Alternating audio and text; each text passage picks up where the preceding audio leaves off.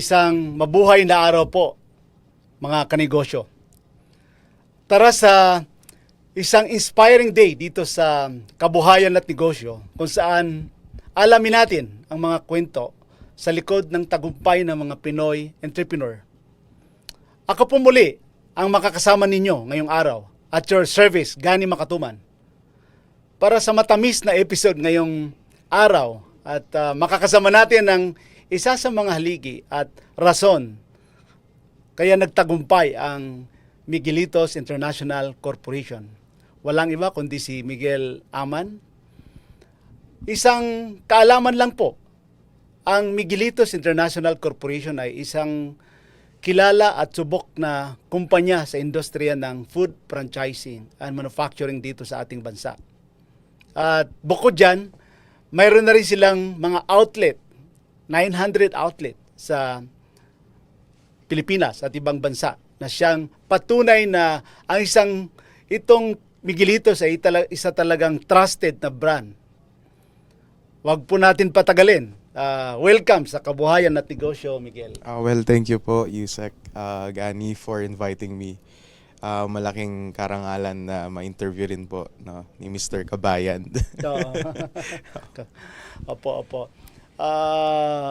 Napakaganda itong pag-usapan natin, yung success business journey po ng inyong kumpanya.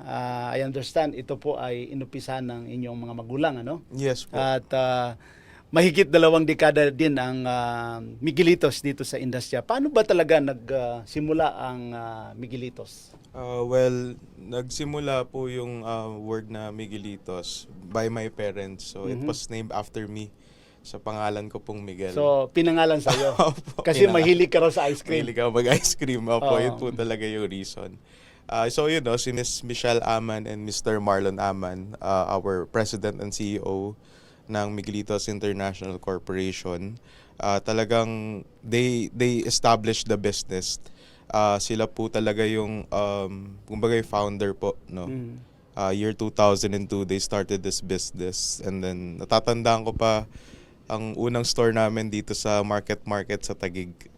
And then from then, sumabog. That time, ang concept po ni Miguelitos is just a normal ice cream na nagbibigay ng, like a normal ice cream. 5 pisong ice cream, pinakamurang ice cream sa Pilipinas that time. Ang competitors pa namin that time, mga dirty ice cream pa. So from then, nung ginawa namin siya mainstream na brand, nagkaroon kami ng mga opportunity na gusto ng mga tao mag-franchise. So, doon po na parang naisip na mag-asawa na gawin nating franchise to, why not? I understand, bago itong ice cream, ang mami mo at daddy mo ay marami na rin sinubukan na business, Miguel. Marami na po. Ang parents ko talagang naturally na negosyante po talaga. Opo, entrepreneur. Ang natatandaan ko, ang dad ko meron pang rehearsal studio, kumbaga para sa mga band. Kasi that time, puro band, puro rock, gano'n. Mom ko naman, as in pure food, meron siyang tusok-tusok, yung mga hamburgers, tatandaan ko yung chicken, nagbibenta rin siyang turbong manok, talagang lahat sinubukan. I think parang calling niya rin yung time na nagsimula siyang mag-invest ng machine, ng ice cream machine from China back then. Sinubukan nilang gumawa ng ice cream. Tapos binenta lang nilang mura, mga 5 peso ice cream. Sumabog na po from then. Oo.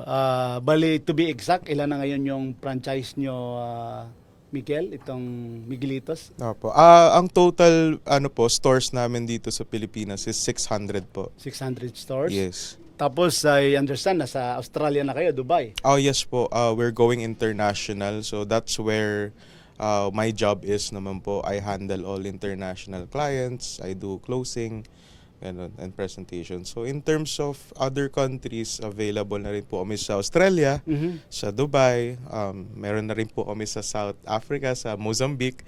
So nakakatuwa kasi pati doon na napunta yung brand namin. So yan po yung mga hinihiling po namin sa Diyos that time. So ngayon, napakabuti po talaga ng Diyos. Naalala ko pa, Miguel, nagkita pa tayo noon sa Dubai. Yes po, no OPM mission. Oo, mga outbound business matching mission. At nakikita ko talaga yung pag-usbong, yung paglaki ng Miguelitos. At of course, kayo talaga ay nakaka-inspire lalong-lalo na sa mga small, medium entrepreneurs natin. At bakit ice cream at food premixes ang napili ninyo ng pamilya ninyo na maging negosyo? Opo. Well, that type po talaga, ang main reason yan is from the ice cream machine. My father looked into manufacturing na mismong premix na. Kasi that time ang available flavor lang nung year 2002, kung di po ako nagkakamali, vanilla at chocolate lang na ice cream. Wala pa pong ube, wala pang strawberry, Rocky Road. That's where my dad comes na parang mag-innovate nga tayo mga bago flavor. Okay. So, yun, nag-innovate siya ng mga bago flavors like ube, yung Filipino ube natin, no? Yung cheese, yung Rocky Road. Sumunod, yung mom ko rin, no? Innovative po kasi yung mga parents ko. Yes. In terms of sa mga R&D, mga So research and development. marami kang natututunan sa kanila, kaya ito pinapasan na nila sa iyo, Ay, Miguel, opo. no? Until now, no, natututo pa rin po ako. Marami pa po talagang kakaining bigas. So ano ba yung kakaiba sa Miguelitos kumpara sa ibang kumpanya dito sa industriya ng ice cream? Well, ang unique selling proposition po kasi ng Miguelitos Ice Cream is that we are 80% less sugar, sweetened by stevia. And also, we have vegan ice cream. So, pwede po ito sa mga lactose intolerant na mga hindi pwedeng kumain or uminom ng gatas. No? And also, right now, we are halal certified Yes, na ice cream. No? Kasi napaka-importante yan dahil very aggressive kayo para Very, very important. mapasok yung merkado ng itong GCC countries, no? Yun na nga, katulad ng sinabi ko, nakita ko kung paano nyo pinapasok yung market ng Dubai, Opo. Kingdom of Saudi Arabia. So, Yes. halal certified na rin kayo. Halal certified po kami. So, paano kayo nakapasok sa food cart franchising naman? Kasi ngayon, sa dami ng franchising ninyo ay napakalakas talaga. So, paano nyo naisipan na ipa-franchise ang Miguelitos? Well, yun nga po, yung nag-start po yung parents ko magtayo dito sa first store namin sa Market. Ang first franchisee po namin talaga, taga Cebu. Okay. So, ang layo, Manila kami, Cebu. So, at first parang natatandaan ko po ang kwento sa akin ng parents ko is, hindi nila alam kung ano ang franchising. Wala po silang idea, no? Nung paano namin gagawin. So, ang trinay ng nanay ko, binentahan niya po yung isang client ng taga Cebu na, ma'am, ano po bang gusto nyo? Yung machine lang po ba? Tapos pati premix? Ganyan. Sabi niya, hindi. Gusto ko, pati yung pangalan ng Miguelitos, yun ang gusto kong nakalagay doon. So, pinag-aralan po nila kung paano yung franchising. So, doon po pumapasok yung mga organization na like PFA.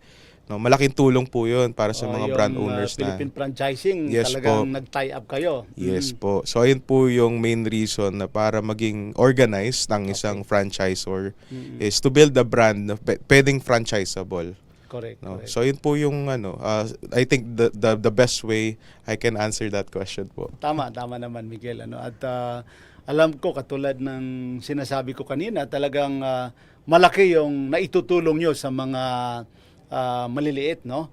At paano nakakatulong ang Miguelitos sa ating mga kababayan, lalong-lalo na sa mga small at medium enterprises natin? Well, number one, we have CSR na tinatawag or Corporate Social Responsibility na lagi po namin ginagawa to quarterly or every time na birthday ko, birthday ng mom ko, birthday ng dad ko, our Vice President. Yung Corporate Social Responsibility na ginagawa po namin, no, where we do feeding programs, different, yun nga, yung binibigay namin tulong sa mga who are in needs. And also that for the small medium enterprises na tinutulungan po namin yan sa pagkuha ng produkto. Like for example, mga raw materials sa agriculture, direct to the farmers. We talk to them about the fruits, no? Kung saan namin kukunin yung toppings. So, it's better po kasi na dito na sa Pilipinas kunin lahat kaysa import pa natin. Tama yan. Malaking bagay yan sa mga farmers natin. Opo. Oo. So, paano naman, Miguel, no? Yung kayo ay, of course, maraming challenges dito sa Pilipinas, and then pinasok nyo yung export, and very tough yung competition dyan. So, ano yung mga challenges nyo rito sa pag-export ng Miguelitos sa iba't ibang bansa? Okay, nako. Ang exporting po talaga, napakalaking trabaho, no? Napakalaking job, pero napakalaking opportunity. So definitely marami pong challenges dyan. Siguro from what I can think is, ang ano po natin dyan, ang mismong malaking challenge na masasabi ko is yung paglabas ng produkto sa Pilipinas. Kasi there are certain countries na hindi po pumapayag na ganito lang ang color na pwede sa amin, ito lang yung ingredients na allowed sa amin. So as a manufacturer, kailangan mong i-align yung standards nila. So for example, let's say may mga products po kasi kaming instant kakanin. Okay. Opo, So aside yung- from ice cream, ano pa yung mga product ni Miguelitos? Well, meron kaming instant kakanin, meron po kami mga beverages, may seasoning kami parang kay Potato Corner. Meron din po kami, yun, yung ice cream namin, meron kaming bakery line, like yung mga breads, mga instant po lahat. And of course, yung nanalo pong Kata Award dun sa DTI, no, yung Oo. instant taho. Oo. So instant na po yung taho natin. Oo nga. I understand, Miguel. Itong Miguelitos ay nanganak. Mayroon kayong iba't ibang business ngayon, no? Pati Yes sa po. tourism yata, pinasok nyo rin. Well, yes. So, pero, yun, during the pandemic po, dun po talaga nanganak ng iba-ibang brands and product. Oo. Kasi wala po kami magawa ng pandemic. Grabe po talaga yung nangyari sa amin ng pandemic time. So, ibig sabihin, during the pandemic time, talagang tinamaan din kayo. Yes po, 100%.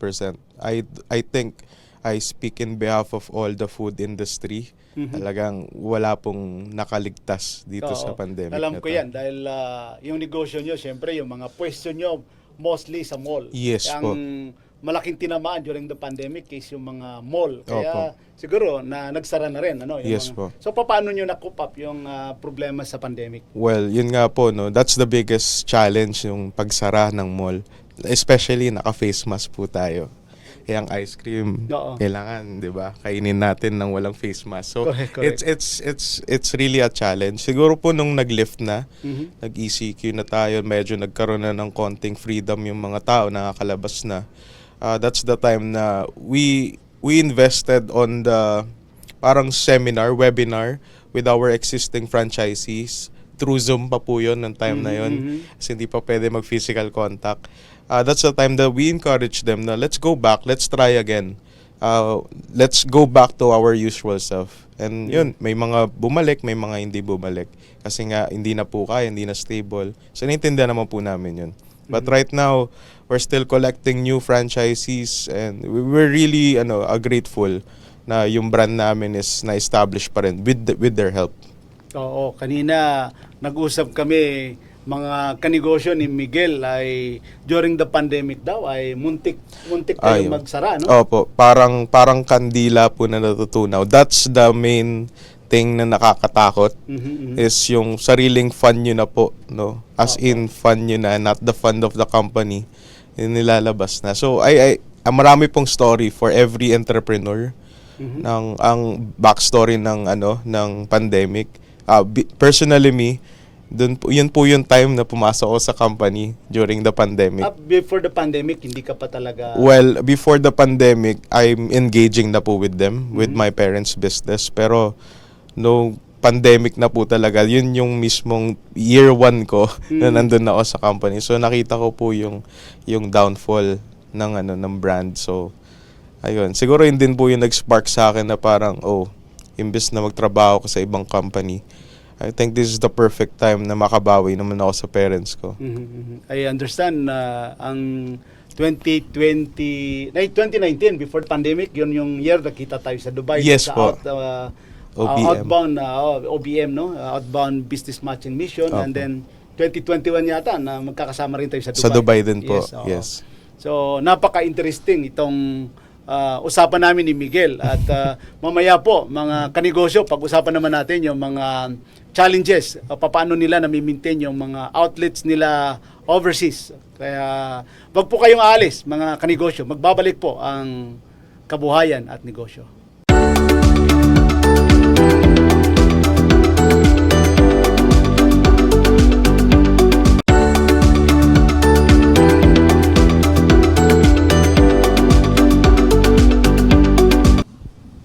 nandito pa rin po kami ni Miguel dito sa Kabuhayan at Negosyo. At kanina ay sinabi natin na pag-usapan natin yung mga outlets ng Miguelitos overseas. So, paano nyo ito nami-maintain, Miguel? Dahil aside from Dubai, Australia, and so many countries. So, paano nyo ito nami-maintain? Well, number one po, no, as a franchisor, as a brand owner, once we do franchising, it's part of the package, yung operation assistance. Ang operation assistance po, it can comes with different things. For example, yung pagme-maintain ng negosyo, kung kamusta sila, parang business meeting po, no? Auditing po ang tawag doon. Okay. So pupunta namin yung mga kiosks and stores. Of course, hindi po ina-announce dapat sa franchisee at hindi rin magpapakilala. Kumbaga parang naka-hide po sila. Kunyaring customer. Yes, yes. That's the right approach in terms of auditing ng isang kiosk po. From then on, it has a checklist. For example, gaano pa ka-clean, maintained ba yung mga materials natin, and of course yung kiosk, yung machine, gumagana pa ba. So marami pa pong marami pong ways para i-audit. So I think with that, that's another investment from our end is pinapalipad pa namin yung mga auditors namin. Okay. So, gusto ko lang malaman, Miguel, yung mga ice cream ba na ito tinatangkilik sa atin sa Pilipinas, ito ba the same yung ice cream din na ini-export natin, yung quality, in terms of quality? Yes po, 100%. Kung ano po yung natikman natin sa local, yun din po ang natitikman natin international. I think yung pagiging standard natin sa taste, and of course yung mga edge natin na 80% less sugar, na stevia nagpapatamis, vegan siya kasi gawa siya sa coconut milk. Okay. Same lang po yun. That's what makes the brand Yung standard, same taste, same everything, pero I cannot assure yung same price kasi magkaiba po talaga ang pricing. Of course. Yes. So ngayon ay nandiyan kayo sa labas, no? So ilan na ba yung stores ng Miguelitos sa labas, at ilan dito yung franchisee? 100% po ng international is franchise business po talaga. Okay. So I think we have around 35 stores international, and we keep on expanding pa po. In Australia alone, we have 5. I believe 3 or 5. Yeah. And in Dubai, we're planning to put up 30 stores kasi nga master franchise po siya. Okay. So, sa buong Dubai. Iba pa po yung sa Qatar, sa KSA, tsaka sa Mozambique, Africa. So what about dito sa Asian neighboring countries natin like Malaysia at saka Indonesia? Hindi ba kayo nagbabalak na diyan? Kasi syempre itong mga Asian neighboring countries natin, yung mga kababayan natin, mga overseas Filipino workers natin, sikat sa kanila itong Miguelitos. Syempre nandoon sila sa labas, ay yung test nila ay hinahanap-hanap nila itong Miguelitos ice cream. Well, it's so funny, just yesterday kausap ko yung parents ko, Mama, anong next natin? We always do this sa dinner table. Mama, anong next nating country na bubuksan? So, ang direction niya kasi, kung anong bigay ng Diyos, no, yun ang sundin natin. Kasi, step 1 po talaga in opening a branch outside is finding the right partner. And in franchising, it's like a marriage proposal na dapat perfect fit kayo para maging isang business partner. Kasi meron po tayong contract term Yung contract term na yun, it's either 5 or 10 years, depende kung single or master franchise.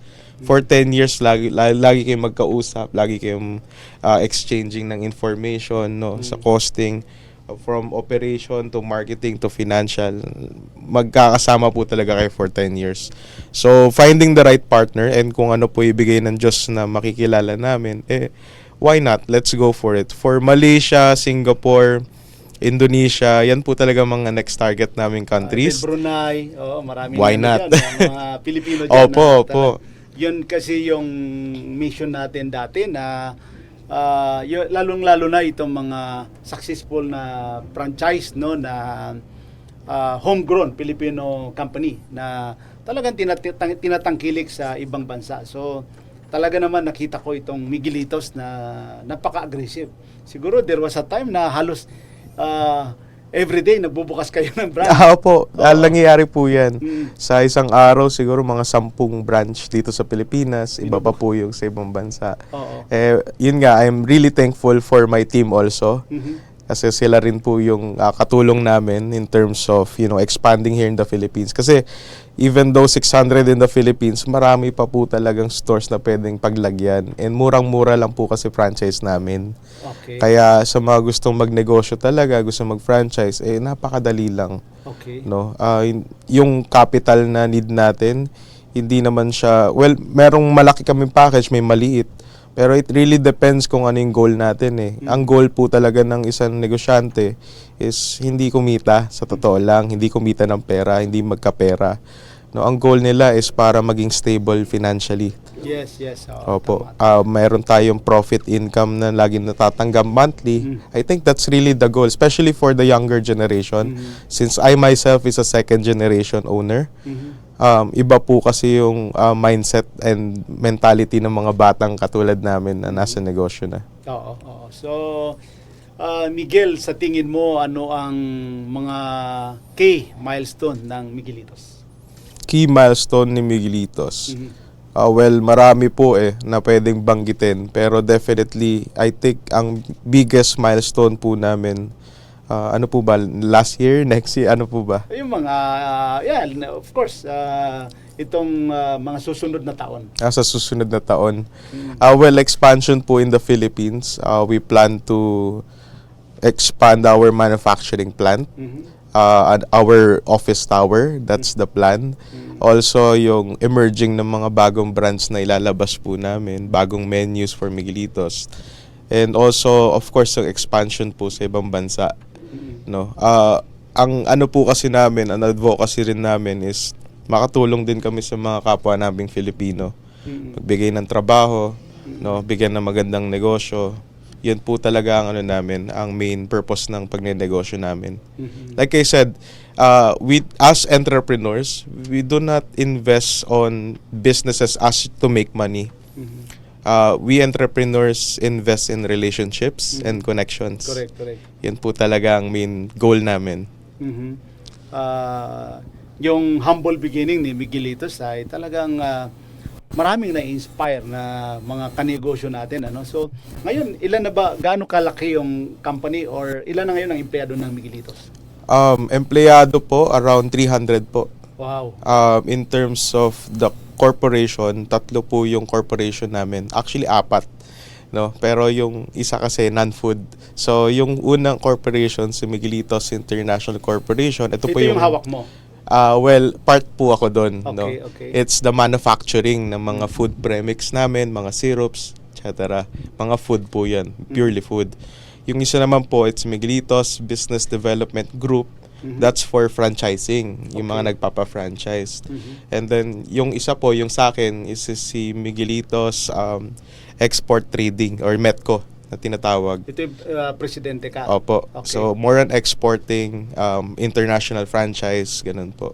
And yung pang-apat, ako rin po, no, si 5M Wellness. So, ayun po yung, kasi I have a barbershop business. Okay, okay. May sarili po ako negosyong tinayo for franchising din, si Brusco Okay. Barbers. Okay, okay. So ano ang mga aral na natutunan mo mula sa iyong experience na pwede mong i-share sa mga kabataan like you, yung mga millennial na Opo. kanina binabanggit mo, no? Ano ba ang pwede mong ibigay sa kanila na payo, mga aspiring entrepreneurs? Well, for millennials po ba? Oo. It's the same kung ano po yung natutunan ko sa parents ko, yung core values ni Miguelitos. Sipag, tiyaga, sakripisyo, tsaka pananalig sa Diyos. Yun lang naman po yung 4 na yun eh. It can go a long way. With the right mindset, talagang pure hard work po talaga. There's no secret to it. Oo, kasama ka rin sa Philippine Franchising, di ba? Yes po. Kayo nila Miss Cheryl. Opo, Miss Cheryl Quintana. Nores pa. Oh, yes, yes. Oh, ito, puro successful ito sa larangan ng franchise. So, paano mo nakikita ang business landscape sa Pilipinas na nag-evolve at ano yung role dito na ginagampanan ang Miguelitos? With business landscape po kasi, it's such a big topic to talk about. Mhm. I think with Miguelitos po, no, siguro our advocacy is that as a Filipino brand Mhm, mhm. na going international, parang we want it to be a mainstream talaga, na makilala yung Filipino food or Filipino products, na it can go mainstream. Correct, correct. Kasi it's like Chinese food. Diba, ang Chinese food dito sa Pilipinas is kilalang kilala din ng Pinoy. Mhm. May mga Chinese food tayong kinakainan. How about a Filipino food can go parang mainstream na? I think that's one of the best na parang pwede nating i-contribute in the Filipino food industry is that parang a Filipino ube ice cream is a must na parang kainin. Kailangan natin tikman. Ano ba yung ube? Bakit siya purple? Mhm. Ito yung nagke-create ng interest sa mga consumers natin sa ibang bansa. Oo, oo. Tama yan dahil sa dami ng bilang ng ating mga overseas Philippine workers, itong mga Philippine yung mga homegrown no na mga franchise ay talagang hindi lang yung mga kababayan natin ng mga OFWs, pati yung mga ibang lahi ay tinatangkilik nila. Nakikita ko ito namang Miguelitos ay kahit even like sa Dubai, no, even yung mga Pakistani, mga Indian ay talagang tinatangkilik nila Opo. yung Miguelitos. So kailangan talaga maging mainstream itong of course aside from Miguelito, like if I can mention no yung Jollibee, no, yung Jollibee sa Homegrown brand po homegrown talaga. brand, Brunei. Akala nga nila ay kanila yan eh. Yes. Oo, di ba? I heard the story na parang feeling nila si Jollibee is a Brunei company. Oo, kasi So paggaling ng marketing nila, Yes, no. oo. Talagang nakuha nila yung capture ng local na feeling nila dito nagsimula yan. Oo, Okay yun, ha. Oo.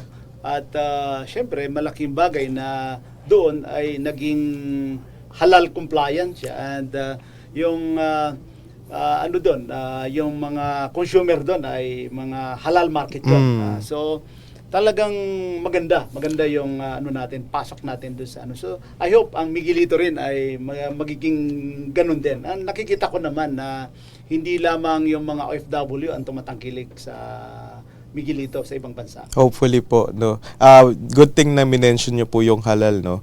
Yan po ang common mistake ng mga ibang brand owners. Is I encourage actually a lot of brand owners, especially nasa food industry, is to go halal certified. Because sa ibang mga kasi brand owners, feeling nila pag halal certified sila, parang pang Muslim lang ng food na yun. Hindi eh. Ang halal kasi, it's from the Quran kasi, it means permitted. From what I believe, yun yung tama. Is permitted ang food. Permissible. No? Permissible. Yun yung tamang term. So, from that, parang I actually believe na pagiging halal certified na mapapalaki talaga yung market natin. Especially when we entered UAE or sa Dubai. When we did the halal certification, talagang ang dami po naming inquiry. Just because we're halal.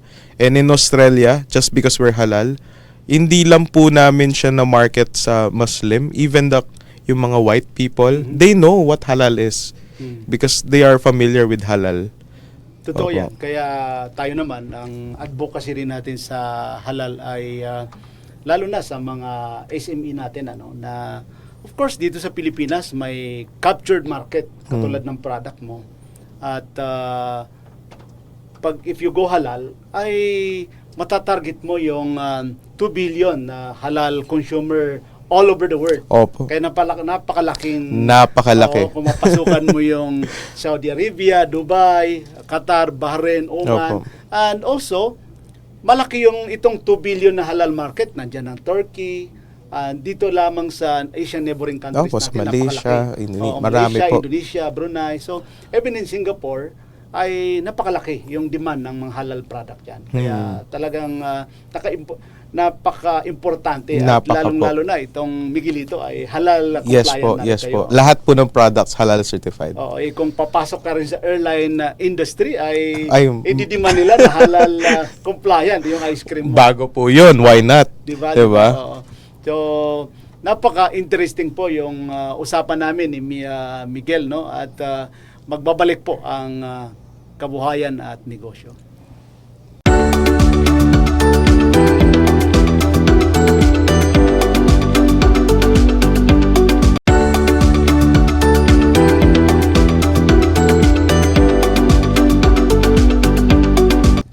kanegosyo, nandito pa rin po kami ni Miguel sa kabuhayan at negosyo. Sa kabila ng iyong tagumpay, Miguel, no, dito sa Miguelitos, ano ang mga bagay na nais mo pang makamit sa buhay itong kumpanya ninyo, no, na of course pati na rin sa yung corporate goal nyo sa Miguelitos? Ano po ba? Like personal po ba? Or like for the company? For the company, ano pa ba ang gustong gawin ng kumpanya nyo? For the company po talaga, I have this vision in my mind na gusto kong gawin. But definitely, it's something to be kept muna because Okay. kasi ako, ganun po kasi ako mag-vision ng goal. Parang yung imposible. Gusto kong ma-capture. Pero in terms of yung mga goals namin, long-term goals, I already discussed with my parents about na in terms of expansion ng manufacturing namin and yung pagtayo ng building namin. Kasi sa office namin, yung 300 people talagang maliit na po. No? So what's next for Miguelitos dito sa ano nyo? Well, we are looking at a new office para maging comfortable. And So ngayon, ang manufacturing inyo is Parañaque? yes po, Parañaque po siya. Opo, we're looking at outside Metro Manila para mas malaki yung space po na makuha namin. I'm sure yung mga followers natin dito, no, mga taga-subaybay natin dito sa kabuhayan at negosyo na nais mag-franchise, baka pwede natin i-discuss sa kanila, Miguel, no, kung paano sila mag-franchise dito sa Miguelitos. Opo. Madali lang po, no? You can reach through social media. Pwede rin po sa website, no? In social media, there's always an agent na who can help you guide. Pero ang step 1 po dyan is letter of intent na nakalagay doon na gusto mo mag-franchise ng Miguelitos Ice Cream. Second step dyan is to actually meet us via Zoom or face-to-face meeting so we can properly discuss kung ano yung franchise package na in-offer namin. And then step 3 is yung pinaka-critical sa lahat is yung location. Yeah. Kailangan magandang location natin, feasible and magandang foot traffic para panalo tayo, no, pagdating sa dulo. Another thing is yung pag-hire ng service crew. Doon naman papasok yung training namin. May training, intensive training kaming ginagawa para makuha natin yung product. Since we have a lot of menu to cover, also yung pag-maintain ng machine, ice cream machine, paano linisin. Marami po kasing steps into franchising. Pero yun yung maganda po with us is that wala po kaming hidden fees. Kung ano po yung franchise package namin, yun lang po yun. So, in our perspective, it's like a business inside the box where you just franchise it. Binigay namin yung box, set up natin yan with all our support and assistance dun sa location mo. Yun po, for 5 years, tuloy-tuloy yun. Until mabalik natin yung return of investment. That's how franchising is. Kailangan bumalik yung puhunan nila. Yun po ang goal. And yun nagpapasaya sa amin is bumalik yung puhunan nila. Para for the next let's say 1 year, bumalik ng 1 year, next year, tayo ulit tayo ng bago. Correct. Ganun po yun. Oo. At gaano naman kalaki, syempre, lalong-lalo na yung mga televiewers natin, ng mga OFWs na talagang interesado. Tinatanong nila, gaano ba kalaki yung kailangan namin i-prepare na franchise fee or puhunan na para makapag-start kami ng Miguelitos franchise. Number 1 po, no, like I said, critical ang location. Okay. It starts with the location. If it's outside the mall or sa labas tayo or sa loob ng mall. Definitely mas mahal sa loob ng mall. Correct. Kasi meron po silang requirement, no. If it's outside the mall, your franchise package can range to 600 to 750,000 pesos. Okay. Yun po ang maliit naming mga packages. But if it's inside the mall, that's 1 million to 2.5 million. Okay. Depende na po yun. Pwede rin mag-inline, kumbaga parang restaurant siya. Pwede rin siya naka-kiosk, pwedeng naka-trailer. Marami po kasing pwedeng gawin si mall eh. So, kung ano po yung requirement ni mall, yun lang po yung sinusundin namin. Tama. At kayo naman ay nasa Luzon, Visayas, Mindanao. Yes po. Opo. So, for example, taga Mindanao po yung nagpa-franchise. May satellite office po kami sa Davao, tsaka may warehouse. So, yung team po dun sa Davao, sila po yung nag-execute lahat ng franchisee dito sa Mindanao. Yung sa Cebu naman, yun po yung sa Visayas. And of course us, sa Parañaque, dito sa Metro Manila.